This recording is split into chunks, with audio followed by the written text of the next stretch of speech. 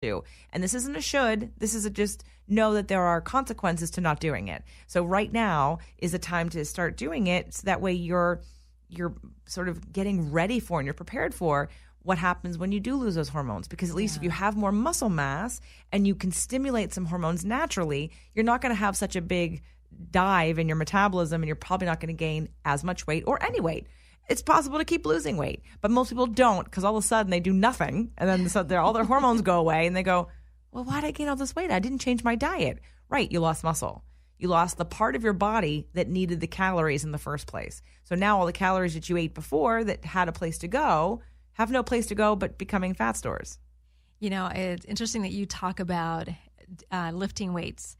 Today was my first day that I started doing weights. Like, I used to do weights before with my trainer, but we just have not trained because his schedule is just crazy, and we just can't. So today I decided, I think today's the day that I need to start incorporating weights into my workout routine, because I've been going to the gym and I've been doing cardio, and now I'm at the point where I feel like my body is strong enough to incorporate weights. Because before, when I have my moments where I'll work out and then I stop. I stop working out because, I don't know, something happens in life where I just cannot juggle, the workouts in. So I just completely stop. And when I go back to doing the workouts, which is doing my cardio, I notice that I'm not as strong. So I have to kind of just go in slowly and sort of build it. And once I build my cardio, which will take a couple of weeks, then I can incorporate weights, and that's what I did today. So today I did upper body, and when I was driving to the studio, I was like, why is my chest hurting a little? And then I remember, I was like, that's right, I did weights, so I know tomorrow it's gonna hurt.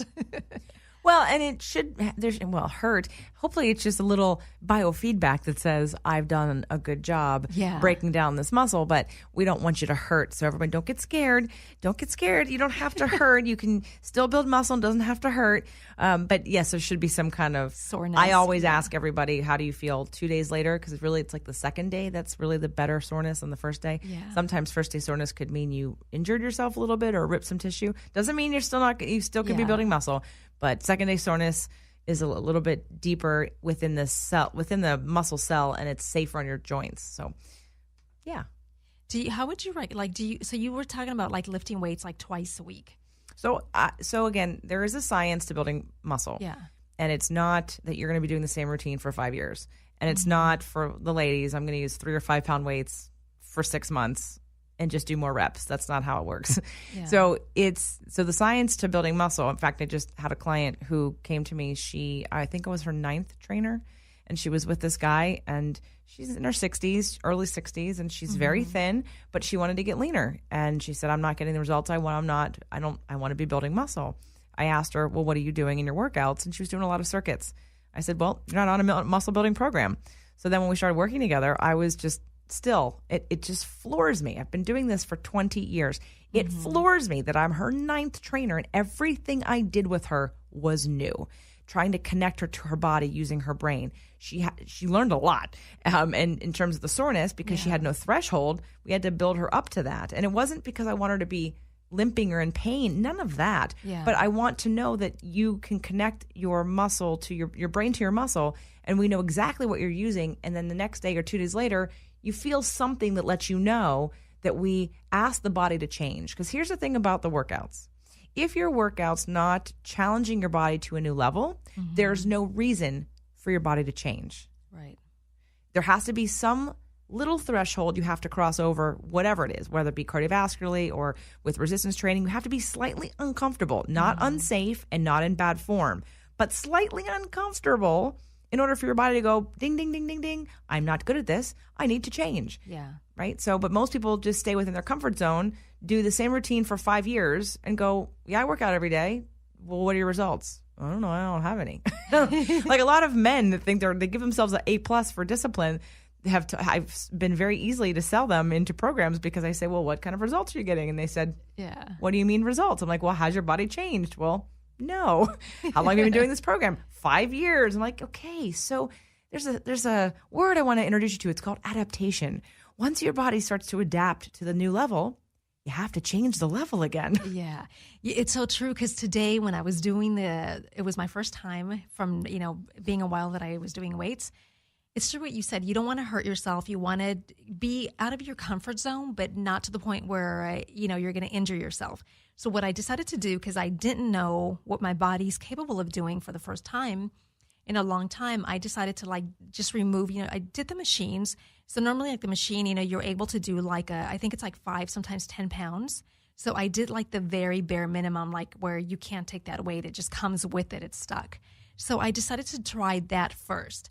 And when I was doing it, I was like, this is too easy. And that's when I increased it to the point where it was a little uncomfortable, but I know I could still at least squeeze, 10, what is it called? 10 sets, right?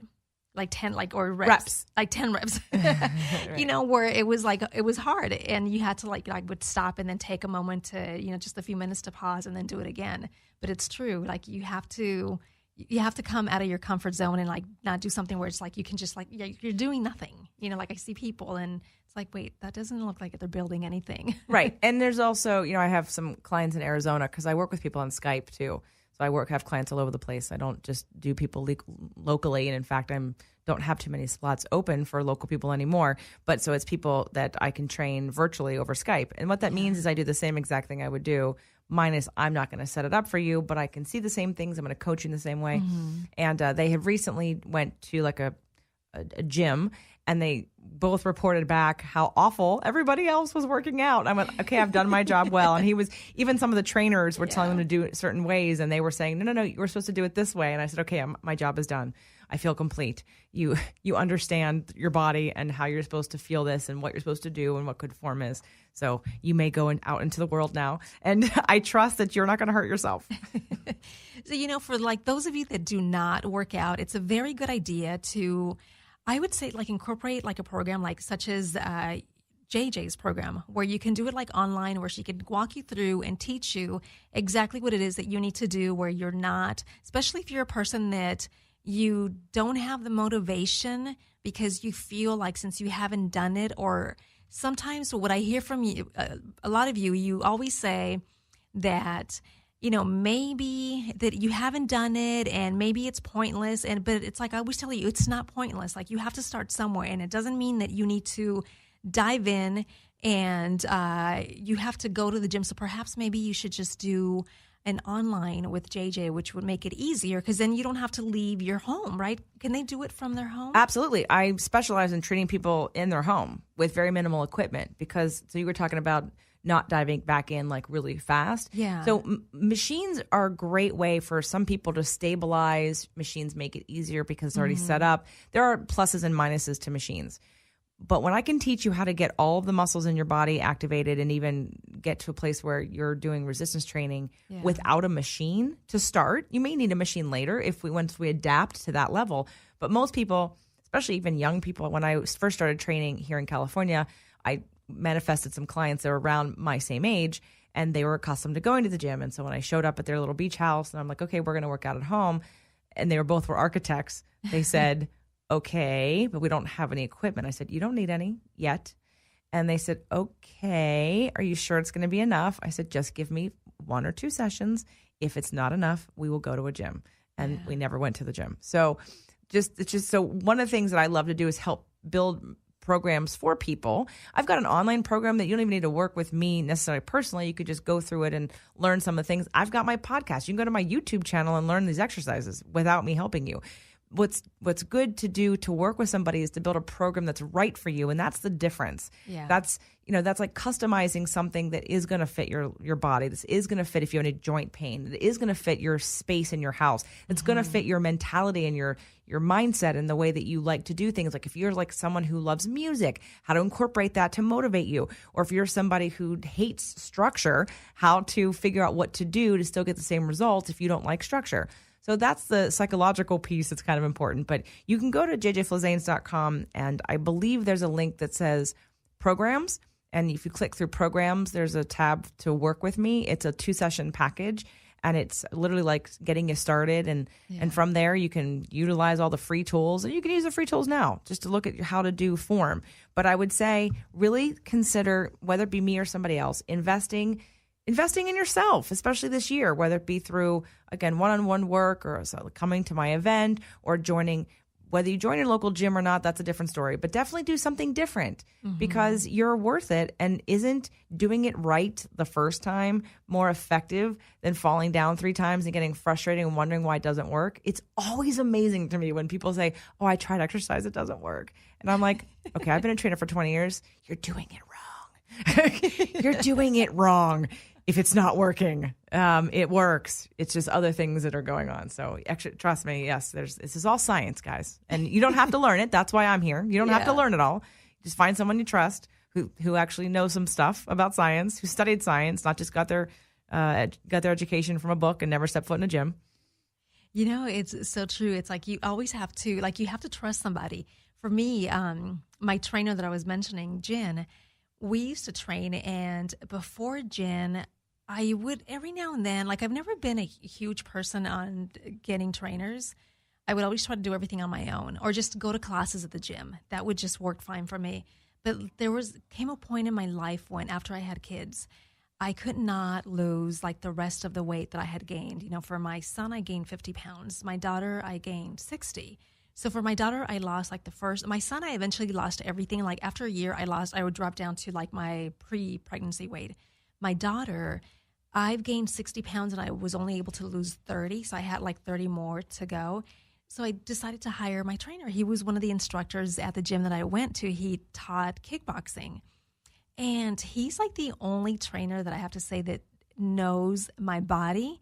Not just my body, but I think everyone and how to get you to lose that extra fat or, to get you to get muscle. And so it's true what you say. It's you have to trust that person and know, and the person has to be knowledgeable on what to do because there's a lot of trainers out there that don't know what they're doing. Oh, there's a lot. There's a lot. And I don't mean to put down trainers. I used to train trainers. I was at director of education for a gym in New York City when I was 21. Wow. And how I got there was because I actually took science classes, came back into the gym and saw how everyone didn't know what they were doing. Yeah. And the gym I was working for was opening so many locations that they just needed to hire nice people as trainers that they could train to be trainers because they couldn't find enough qualified trainers at the rate they were opening the gyms. So they established this education program, and I helped to run it, and I staffed it, and I taught it. And so I knew what trainers knew back then because I was working with hundreds of them all the time. And then what was funny was when I moved to California, I thought, oh, California, there's going to be more trainers. There are more trainers, and they're not as bright as the ones in New York. So shout out to Manhattan and New York City, because here you just have to have a good body and a good personality, and most everybody's an actor. And not that, and I was an actor too, but that doesn't mean, okay, so would you trust someone to do surgery on you because they had 3 surgeries? No, you would want someone who's actually become a doctor and learned the science of how to perform a surgery.